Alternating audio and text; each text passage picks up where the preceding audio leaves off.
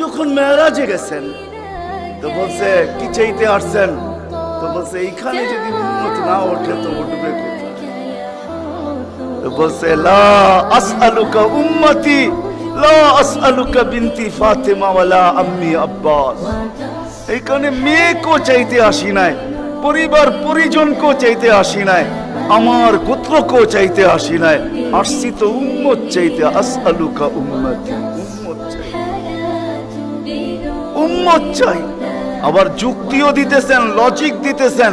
আনতা রব্বুল করিম আনা নবিয়ুর রহিম, আপনি রব্বে করিম আগে, আমি নবী রহিম পিছে।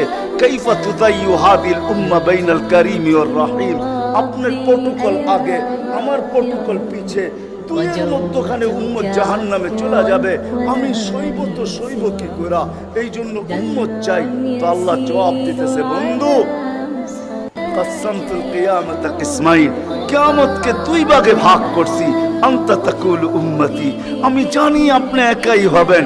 কিয়ামতের দিন কেউ উম্মতি বলে চিৎকার দিবে না, না নবী দিবে, না রসুল দিবে, না উলুল আজমি মিনার রসুলরা দিবে, কেউ উম্মতি বলে চিৎকার দিবে না। মুসা আলাইহিস সালাম তো এতটুকুও বলবে লা আসআলুকা উম্মি ওয়ালা আসআলুকা উখতি, মাকেও চাই না, বোনকেও চাই না, আসআলুকা নফসি, আল্লাহ আমাকে বাঁচান, আমাকে বাঁচান। সব নবীরা নফসি নফসি বলবে।